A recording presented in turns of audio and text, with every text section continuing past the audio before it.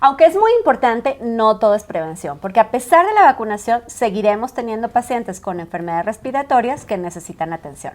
Por eso hoy en Health Café, en esta segunda parte de la temporada invernal, hablaremos de los tratamientos para COVID-19. Health Café, Health Café, Health Café, con Juana Ramírez y el doctor Fernando Castilleja.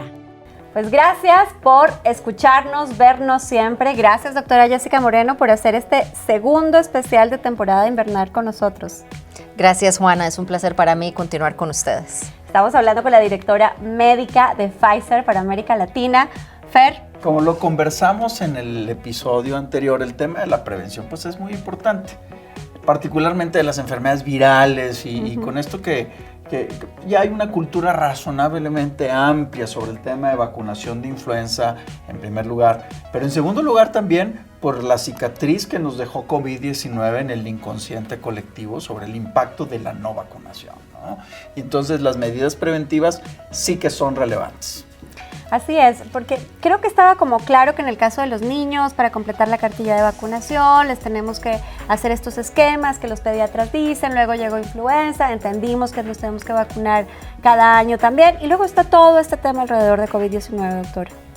Sí, totalmente de acuerdo, y mencionabas un punto muy importante, Juana, y es el hecho de, a pesar de que los pacientes se vacunen, que las personas se vacunen, siempre vamos a tener personas o que son alérgicas y no pueden recibir la vacuna o que por alguna condición en un momento preciso no pueden recibir la vacuna. De ahí entra la necesidad de tener también medidas de tratamiento como los medicamentos y los antivirales.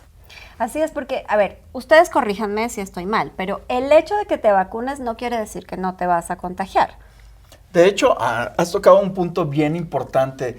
Durante la vacunación de COVID hubo un malentendido que fue bastante extendido y era que la gente pensaba que al vacunarse iba a evitar la enfermedad. La verdad es que estas vacunas y en el contexto de la emergencia fueron diseñadas para prevenir la mortalidad por la enfermedad, no necesariamente prevenir la infección. De hecho, hubo múltiples reportes de mucha gente que decía, no, yo me vacuné y como quiera me enfermé. A ver, lo que nosotros en el sector salud vimos, una vez que ya la vacuna agarró un poquito de vuelito, es que se empezó a morir la gente no vacunada. Ya la gente que se enfermaba de COVID ya no moría si estaba vacunada. Entonces hubo un incremento de mortalidad de la gente que nunca se había vacunado. Pero bueno, con todo eso seguiremos teniendo pacientes y entonces aquí la conversación que queremos tener en este segundo episodio sobre enfermedades invernales es justo sobre los tratamientos, doctora Jessica. Sí, así es, Juana. En abril del 2022, la Organización Mundial de la Salud valida la existencia de una combinación de medicamentos antivirales que reduce en el 89% la posibilidad de mortalidad o de hospitalización por el virus del SARS-CoV-2, por COVID, sobre todo tomando en cuenta pacientes de alto riesgo que ya los comentamos en el episodio anterior. Estamos hablando específicamente adultos mayores, personas con enfermedades crónicas o con problemas del sistema inmune como cáncer o VIH. Es que yo recuerdo el uso de antiparasitarios como la ivermectrina o el horroroso momento en el que se recomendó el dióxido de cloro, pasando por el uso de antibióticos. De hecho, las distribuidoras, las farmacias reportaron picos históricos de ventas de antigripales, vitaminas, suplementos y un montón de cosas en el que la gente estaba tratando de buscar qué sí funcionaba, ¿no? Entonces, es bien interesante y bien emocionante además que otra vez la ciencia, y tengo que decirlo otra vez, Pfizer, haya sido protagonista en ese momento de decir, aquí está la vacuna y ahora aquí también hay una solución de tratamiento. De hecho, Juana, doctora, recuerdo muchos los casos donde la gente acumulaba medicamentos y compraba antibióticos y antiparasitarios y los guardaba en casa por si fuera necesario. Pero yo recuerdo que a mediados de aquella época del 2020 salió un medicamento, el Remdesivir, que era administrado intravenoso y que parecía tener ya, nos daba esa luz, ¿no? de poder tener ya opciones de tratamiento, porque estuvo indicado al final del día, después de varios estudios, en gente que tenía riesgo grave de estar en el hospital, pacientes con enfermedades pulmonares que terminaban y que queríamos prevenir la muerte y la intubación, pero quedaba una deuda pendiente. ¿Qué hacíamos con los pacientes que no tenían un COVID tan severo, pero que sí tenían factores de riesgo y que estaban en la casa, ¿no? Era un tema tremendo para los médicos que pues no teníamos soluciones, ¿verdad? Pero nuevamente Pfizer en aquella época marcó un hito histórico con este desarrollo de este fármaco que nos empezaba a dar ya una gran opción por vía oral para pacientes ambulatorios. Pues muy cierto, como tan cierto es que muchos de los que nos están viendo o escuchando seguramente tuvieron un contagio por COVID-19, así que déjenos sus comentarios, cuéntenos cómo les fue, con qué tratamiento sobrellevaron el padecimiento y así ampliamos la conversación y nos seguimos platicando acerca de este tema. Sí, y es muy importante recordarle a la población que desde agosto del 2022 está disponible este antiviral en el sector público en México. Y recordar también que si usted no es derechohabiente de ninguna de las instituciones públicas, aún así tiene la posibilidad de recibir el medicamento si es referido por un médico del sector privado. Lo más importante acá es lo que mencionabas, Fer, son aquellos pacientes ambulatorios, pero que sí tienen factores de riesgo para desarrollar una enfermedad más severa, más grave. Y lo aún más relevante es que deben asistir a solicitar el medicamento dentro de los primeros 5 días que se desarrollan los síntomas. Doctora, pero ¿qué tan accesible de verdad está el medicamento hoy en el país? ¿Cuántos tratamientos se trajeron? ¿Cómo le hacemos? ¿No? Ya nos dijiste dentro de los 3-5 días, sí, pero ¿qué hacemos? Claro, en agosto del 2022 trajimos a México 300,000 tratamientos. Estos tratamientos fueron distribuidos en todas las instituciones públicas del país y hoy siguen disponibles. ¿Qué deben hacer? Precisamente lo que les mencionaba hace un ratito, tener la referencia de un médico del sector privado si no son derechohabientes. Si son derechohabientes, ir a la institución que les corresponda con la prueba de COVID positivo y solicitar el medicamento.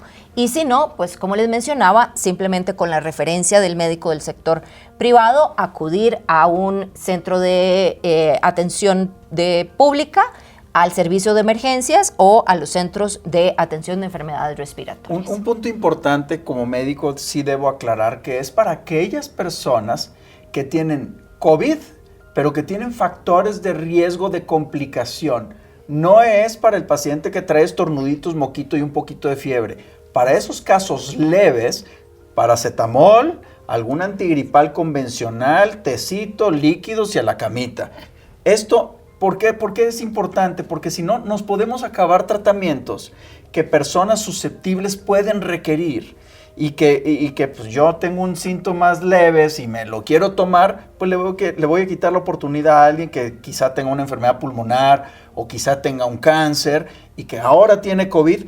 Esta es la persona que lo requiere para prevenir una complicación que lo lleve al hospital e incrementar su riesgo de muerte. Y tocas un punto muy importante, Fer, porque a lo largo de este tiempo nos hemos dado cuenta que la población en general no sabe qué son los factores de riesgo. Entonces, cuando hablamos de factores de riesgo, estamos hablando de adultos mayores de 65 años, de personas obesas, hipertensos, diabéticos, personas con enfermedades pulmonares como el EPOC o el asma severo, personas con cáncer o enfermedades autoinmunes o que afecten su sistema inmunológico, como la artritis, por ejemplo, o como el virus de inmunodeficiencia humana. Yo creo que si bien es cierto que todos quisiéramos ya olvidarnos de la amarga experiencia que fue la pandemia, yo creo que lo mejor es asumir también la responsabilidad personal que nos toca en el cuidado de nuestra salud. Y por eso en esta temporada invernal me parece muy importante que les demos, Fer, Jessica, a todos los que nos ven, nos escuchan, algunas recomendaciones para cuidarse en caso de tener síntomas respiratorios. ¿Qué tienen que hacer, Fer? Mira, primero que nada, si alguien tiene algún síntoma respiratorio, independientemente de la gravedad de los síntomas, tenemos que descartar que no sea COVID-19 y que no sea influenza. O sea, ese es fundamental. Y que no sea COVID-19 o influenza, porque en esos casos hay tratamientos específicos. Hay tratamientos que se pueden otorgar, pero siempre guiados por el acompañamiento de un médico que sepa del tema. Bueno, ¿y cómo descartamos o confirmamos que se trate o no de COVID-19 o influenza? Hoy hay pruebas disponibles prácticamente en todo el país, en todos los hospitales, en todos los centros de salud o en todas, inclusive en las farmacias de las esquinas. Hay pruebas disponibles que se llaman pruebas rápidas y que tienen una alta sensibilidad para detectar o descartar la enfermedad. Entonces ya saben, si tienen síntomas, mejor pasamos por un estudio y confirmamos o descartamos que se trata de una de estas situaciones. Segunda recomendación. No te automediques por más de 3 días. Es típico que podamos tener algún síntoma respiratorio leve. Sí podemos tomar algunos de los fármacos que usualmente tenemos en casa. Pero acabas de decir algo, que usualmente sabemos que no tenemos reacciones. Que tenemos en casa, que podemos tomar algo para el dolor, para el moquito, para el escurrimiento nasal. Pero si esto pasa más de 2 a 3 días o el cuadro empeora rápidamente, tienes que ir a buscar ayuda y descartarte COVID o influenza para saber si hay alguna opción de tratamiento específica. Y perdón, los médicos son ustedes, pero lo tengo que decir, por favor no abusen ni usen antibióticos sin la indicación de sus médicos, porque ahí los tengo todos de no, rapidito porque tengo un viaje, o tengo la fiesta, o tengo la fiesta de Navidad, la posada, y entonces ya me voy a entrarle con un antibiótico. No. Eso ya lo hemos tocado en otros episodios de Gel Café, así que mejor, si persisten los síntomas, consulten con su especialista. Y 3. Hay que vacunarse. Ya sabemos, la vacuna de influenza cada año, la de neumococo cada 5 años y la vacuna actualizada de COVID. Doctora, tus recomendaciones.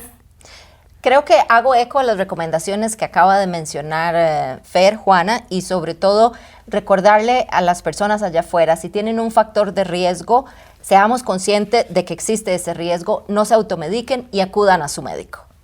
Yo creo que es muy importante tener acceso a la información y por eso me encantan estos 2 episodios de temporada invernal, además acompañados de la actora Jessica Moreno. ¡Qué buena platicante eres! Le entiendo todo, es sencillo. ¿Por qué no le aprendes, Fer?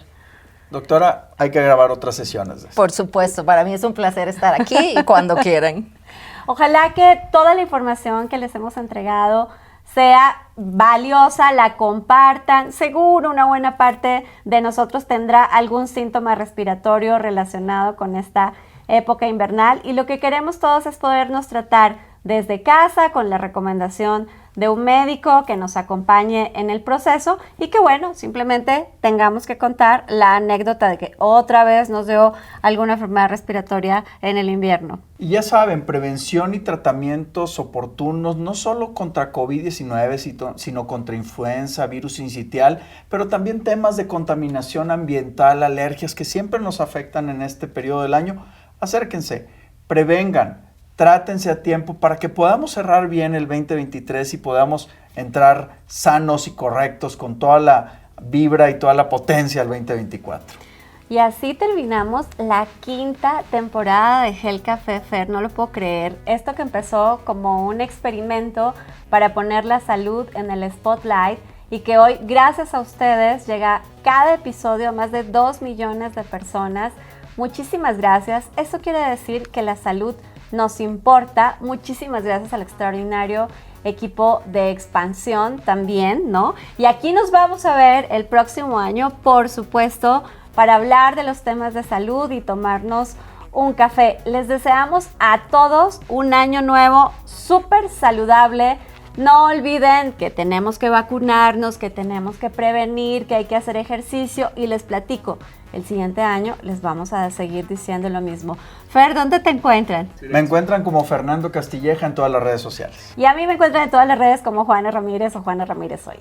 No olviden, por favor, suscribirse en la plataforma que sea, que nos vean o nos escuchen para que no se pierdan un solo episodio. Compártanlo con su familia, que seguramente esta información podrá ser muy útil. Un año extraordinario y saludable para todos ustedes. Chao, chao. Gel Café, Gel Café, Gel Café, con Juana Ramírez y el doctor Fernando Castilleja.